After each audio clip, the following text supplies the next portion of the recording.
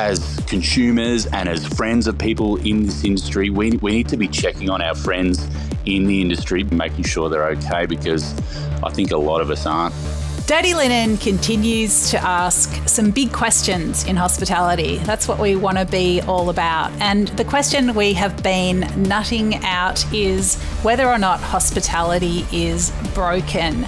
We've had a lot of people respond to this topic. A lot of people are feeling heard and seen, and that makes me feel glad and grateful, but also a bit sad, because you would just love more people to come back and say, hey, it's all good. Like, our business is thriving. We've worked it out.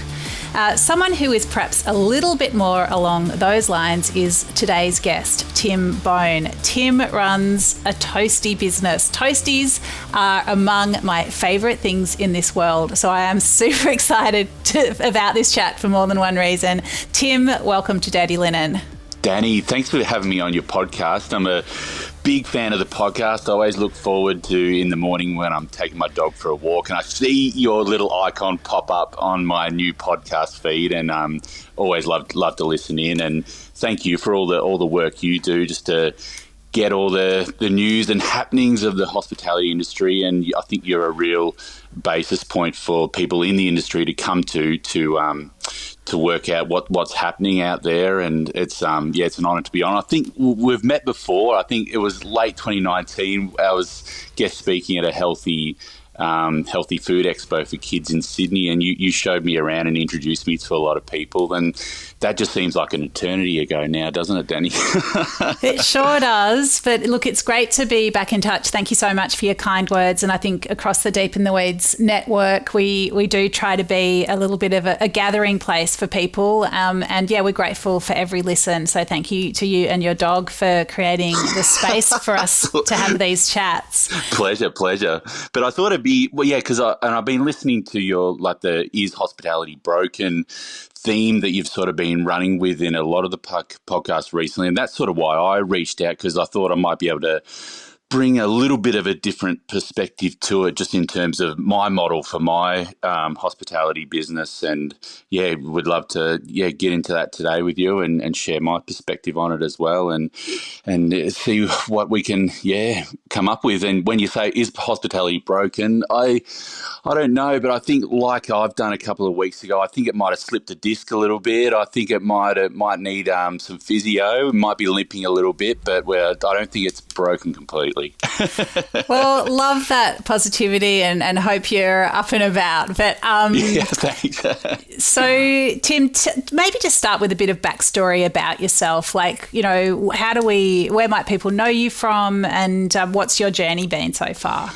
Yeah, so Dani, I'm a Ballarat boy in Victoria, Western Victoria, and I was on the TV show MasterChef season 11 in 2019. So I was on a contestant on there. I was on the last season with the boys, Matt, George and Gary, before they finished up as hosts, and I ended up making the semi-finals and finishing fourth that year, and that was an absolutely amazing experience. And as you know, the MasterChef platform that it gives you for if you have a dream in hospitality, they always say that MasterChef's just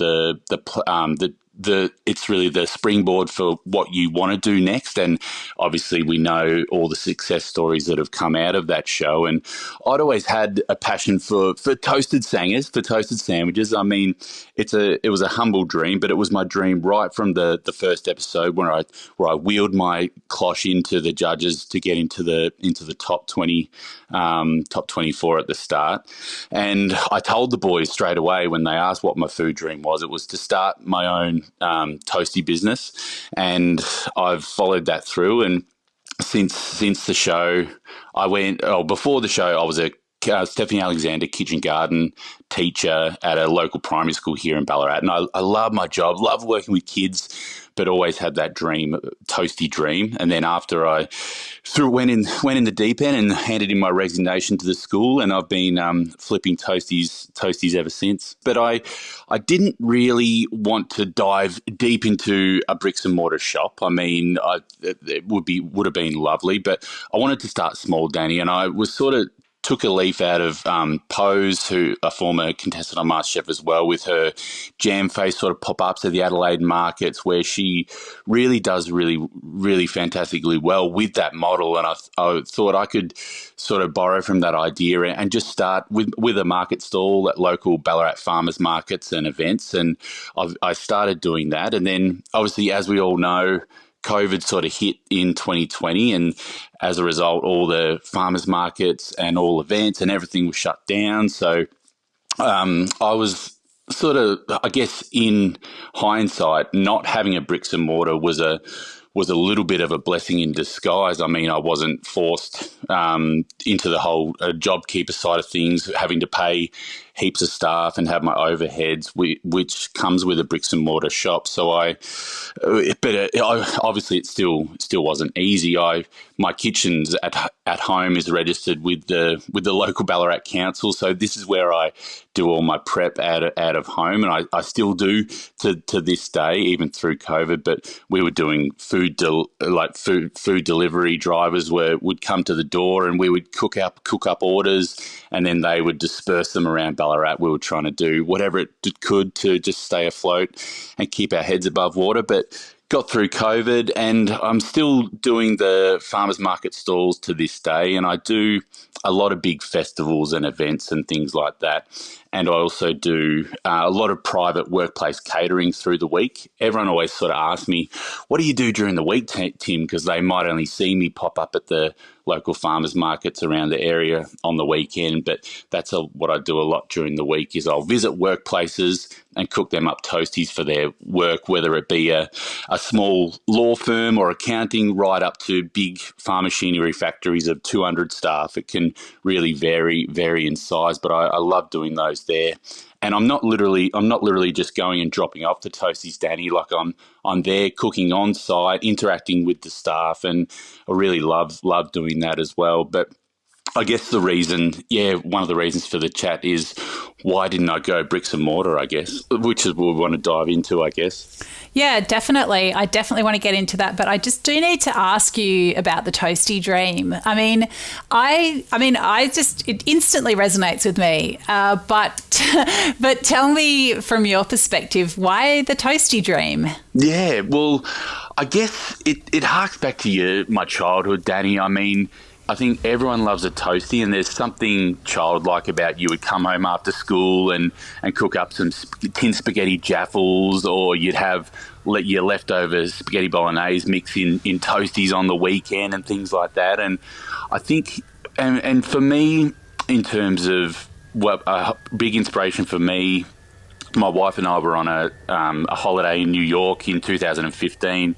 And near where we were staying on the Lower East Side, obviously they call them grilled cheese sandwiches over there, and there was a little hole in the wall place called Cheese Grill, and it's recently shut down, which is shattering. But they had a sign out the front that said, if this isn't the most amazing grilled cheese sandwich you've had in your life, we'll give it to you for free. And it's a great gimmick, those sandwich boards, because obviously I'm like, well, I have to go in now and try this grilled cheese sandwich. And it really was amazing. And I thought, how can the two pieces of bread slathered in butter with just cheese, tastes so good? And obviously we know the answer. It's the balance of fats and crunchy and all that delicious stuff. But it inspired me, and I thought I'd love to take this idea back to Ballarat. But this was a few years before MasterChef, but it wasn't until after MasterChef where I had the confidence to really go in deep with toasties. And I think you're only bound by your own imagination in terms of what you can put between two pieces of sourdough. And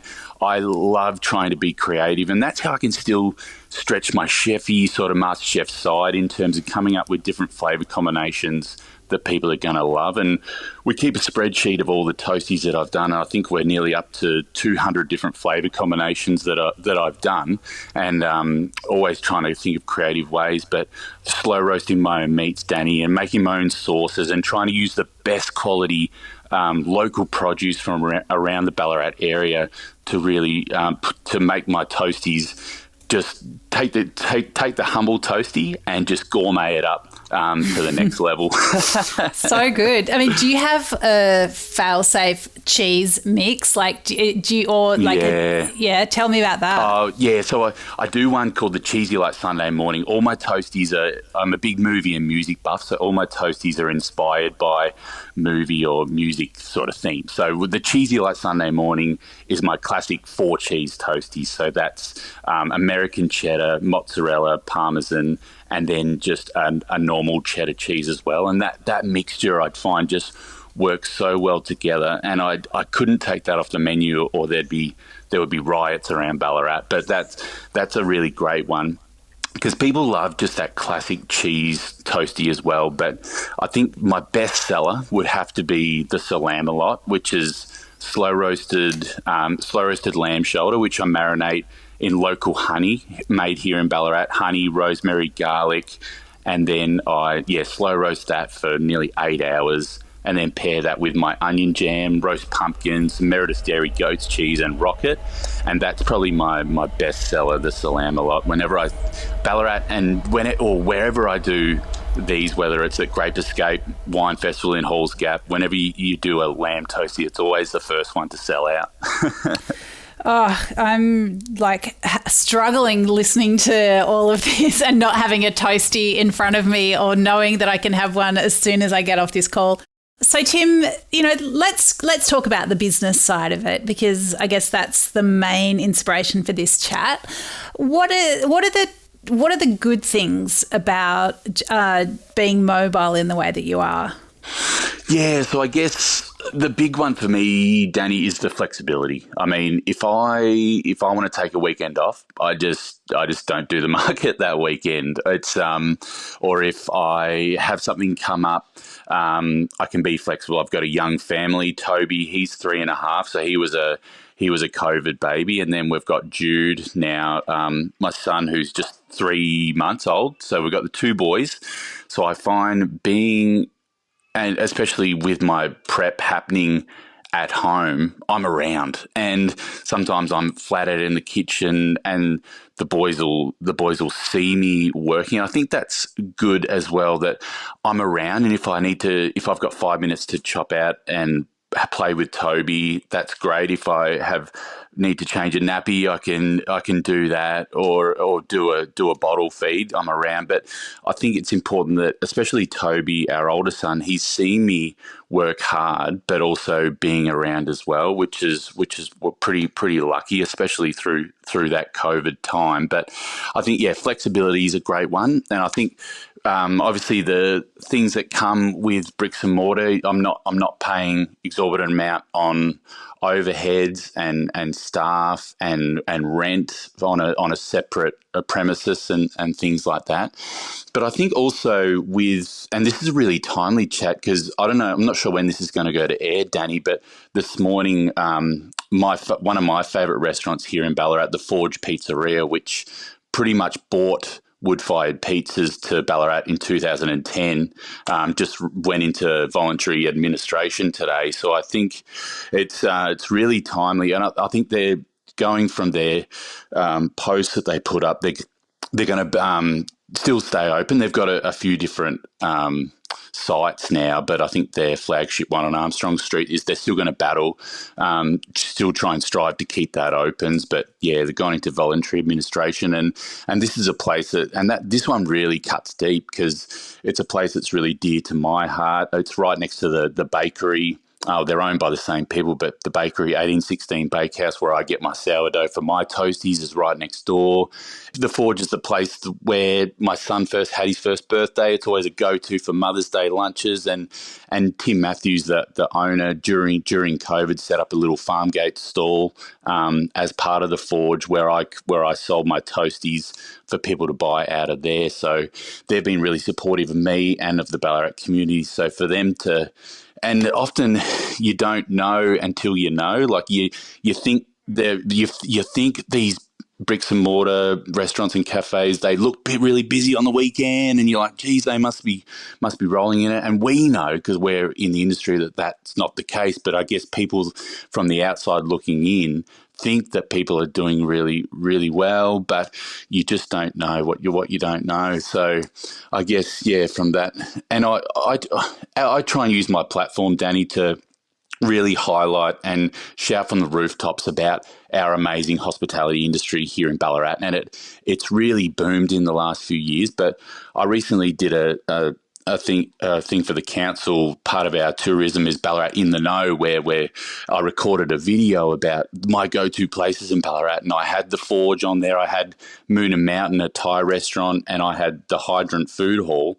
Now the Hydrant Food Hall's just gone up for sale. The Moon and Mountain, my favourite Thai restaurant, just recently shut down, and now the Forge has gone into voluntary administration. So it's really, and these are like three beacons in the Ballarat hospitality industry that are all either selling up, voluntary administration, or shut down. So it's bloody tough out there, and I guess, yeah, it's not easy. And I take my hat off to anyone that goes down that bricks and mortar route, but I know just people are doing it so tough out there at the moment, and I think as consumers and as friends of people in this industry, we need to be checking on our friends in the industry, because a lot of the times what we see isn't really what's going on, but making sure everyone's doing okay emotionally and mentally, as well, and financially as a part of that. But I think just checking in on our friends in the industry and making sure they're okay, because I think a lot of us aren't.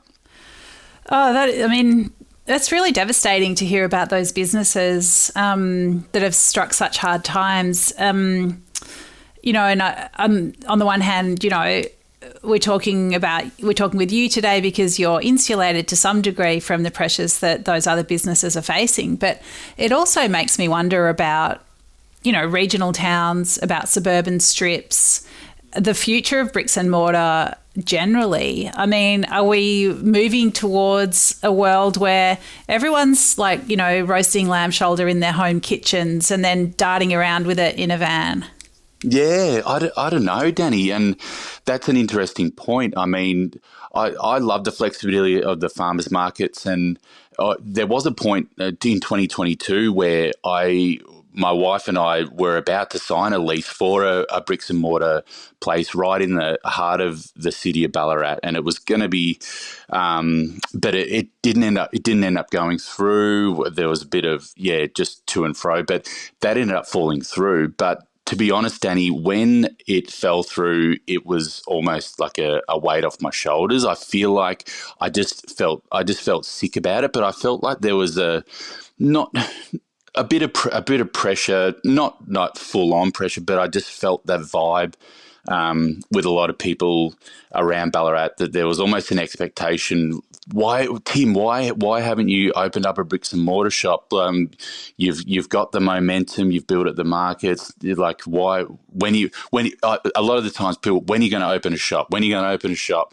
And I was starting to feel that pressure, and I thought maybe that's just what I need to do. Maybe that's what I need to do. But then when this shop sort of fell through, it was almost like a weight off my shoulders. Like I just didn't feel like it was right for me, and I love doing the farmers markets and events, and even that's got its pros and cons, Dani, and especially, in July in a Ballarat winter, when you're waking up and it's literally -2 degrees and you've got to pack up your gear and off you trot to the farmers markets, and you don't start feeling your fingertips until 10 in the morning because they're just absolutely frozen. It definitely comes with its pros and cons, but I just absolutely love the vibe. But for me too, Dani, having a farmer's market, and I wanted to get to the point where people were coming for a Tim's Toastie, not just because I was on a TV show, but they were coming because of the quality of the product. And I feel like I've built up that customer base now where a lot of people probably don't even realise that I was on MasterChef anymore. I'm just Tim the Toastie guy now around Ballarat and surrounding areas. And I really strive to get to that point. And it's almost that sense of anticipation where it's like, oh, well, Tim's only at the Ballarat Farmers Market this Saturday morning. We can't get them any other day. We have to go. And I think it's that not being too readily available. Whereas if I was in a bricks and mortar, that I'd be obviously probably open 5-6 days a week. Does the shine of my brand and my product sort of start to get a little bit less bright because my toasties are available every day? I'm not sure. And when we were going to go into that bricks and mortar, we sort of sat down with our accountant and sort of really nutted out, this is how many toasties you're going to have to sell every day to make a profit. And to be honest, it probably wasn't much more than I sell on a Saturday morning at the farmers market. To be honest, once you take in all the external costs and overheads, I was almost better off just doing my markets and catering. How many toasties would you have had to sell? Well, each day you're probably looking at probably 200 a day. But at a farmer's market, I'll probably sell 300 toasties in 4 hours. So, and that's, if you space that out and with all the staffing and overheads, because I keep my costs really, really low, and it's literally me there every event, every market, Dani. I'm flipping every toastie. We have a couple of casuals that help take the orders and hand the toasties out, but it's me there every time. So I guess that helps to keep the costs low. 200 toasties a day, that sounds like a lot. Like, was part of the relief wondering if that was achievable anyway? Absolutely, Dani. Yeah, and I guess you've got all, and this is the pressure with restaurants and cafes. You've got to have the stock there because you don't want to sell out too quickly, or you don't want to not be able to serve people. But it's that pressure. But then if no one walks through the door, then what are you going to do with all this stuff, all this stock? And then that's the flow on effect every day, and it's the gamble that you sort of play. And I gamble at the farmers markets too, Dani. I mean, if it's a bright sunny day like today, the farmers market's going to be busier than a cold and wet and miserable day. And I've been caught a lot at the farmers markets, but I think it's definitely a lot less pressure than the bricks and mortar for me anyway. And I think it definitely, my mental health isn't the best. I sort of get pretty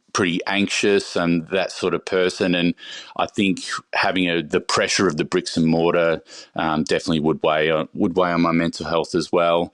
But I think also having the being flexible in the market stall, it frees me up, Dani, to be able to explore other opportunities. I mean, Toasties is just one aspect of what I do. I mean, I love the media side of things now. I've just launched, become a new host on Good Chef, Bad Chef, and this allows me to be able to go and do those other things. Whereas, to be honest, I think if I went into a bricks and mortar, was there 6 days a week, I probably wouldn't have got the Good Chef, Bad Chef gig because I'd be so nailed into the shop that I wouldn't have felt I had time to be able to go down to Melbourne and film a couple of days a week for a couple of months at a time. It just probably wouldn't have been an option. But as a result, I've loved doing that TV side of things, and I want to be able to explore other things because it keeps it fresh for me, but it also allows me to do other things. Well, I guess also, you would have had to sell your 200 toasties plus all the others to pay someone to replace you if you were to take those days off to go and do other things. It's interesting that you there is still this pressure that you are clearly susceptible to. It's almost like you prove your legitimacy by having a shop front. That people were sort of telling you that was the logical next step. So I think it's interesting. I mean, it's great, really, that you've been able to resist that for one reason or another, and then I guess it dawns on you that it's very fortunate that that you haven't taken that step which people are sort of pushing you to take. Yeah, I often do wonder, like, if people in the industry are they going, like, Tim's such a coward, like he doesn't have the guts to open up a store. But then a lot of the people in the industry that I am really good friends with and talk to me, they're like, don't do it. Like keep doing what you're doing, because you're doing a fantastic job. You're happy. You're successful. Don't do what we're doing, which is kind of sad at the same time. But it's refreshing that I've got people out there that I can talk to in the industry and can be honest with me in that sort of frame as well. But yeah, I'm sure there's people out there that are thinking I should have, but yeah, Danny, there may come a day where I do go down that track, but it's got to be the right time, and it's got to be under the right circumstances and be right for me. And I'm sort of at that point now where I've outgrown my kitchen at home. There's no sort of ability to grow more than I am, and I want to grow in some form or another, whether it be a nice big food truck or be able to franchise and be at a farmer's market here in Ballarat, but then have another team down in Geelong or at a Melbourne market at the same time under the same brand. But so looking at the next step is we've just got plans with the council at the moment here in Ballarat to go into a industrial sort of shed with a dark kitchen sort of space where I'll team up with a couple other people in the industry that are in the same sort of boat as me, where we're just wanting to grow a business, but we don't want that full bricks and mortar pressure, and we'll be tied to a little microbrewery with opportunities for pop-ups and stuff like that. But essentially it'll just be a bigger prep kitchen, more of a commercial industrial space where I'll have the opportunity to be able to have more staff in and be able to sort of grow in what I'm doing, but still not have the bricks and mortar expectation. But it's sort of that in between sort of. I feel like the dark kitchens become pretty popular, especially over COVID and things like that, and I think that's only going to grow more and more and more. Yeah, so interesting. Tim, really grateful to you for sharing your experience. I feel like you're sort of living the dream, but you're learning new things about the dream every step of the way. And it's really, really awesome of you to share them with us today. I think it's definitely, we're really at a tipping point, a transition point. I think, shopping streets, regional towns, like this whole landscape is changing. And yeah, you're part of the change. So really, will you listen to your own podcast on your dog walk in the next couple of days, or are you going to wait for another one? I don't know. I love listening. You did one with Lily from Flying Chili's, a local, another Ballarat legend. She was amazing, and she's recently taken the leap to bricks and mortar, and she's doing a fantastic job, but she still does the markets next to me sometimes, and I take my hat off to her. But thanks for having me on, Danny. This podcast is amazing. You're doing a great job, and it's really an honour to be on, and I just offer my perspective of and I take my hat off to all of those with bricks and mortar. I don't know how you guys do it, but I'll stick with my little farmer's market stall for a while longer and see what happens. Love it. Well, I look forward to seeing you for a toasty sometime soon, Tim. Thank you so much for joining us today. Anytime, Danny. Thank you. Good on you. This is Dirty Linen, and I'm Dani Valent. We air the issues that the hospitality industry finds hard to talk about, hearing from different people with unique perspectives. We want to hear from you as well. If you have something that needs to be said about a topic, get in touch so we can include your perspective. Contact us at dirtyLinen@deepintheweeds.com.au or hit us up on Insta at Dirty Linen Podcast. We can't wait to hear from you. This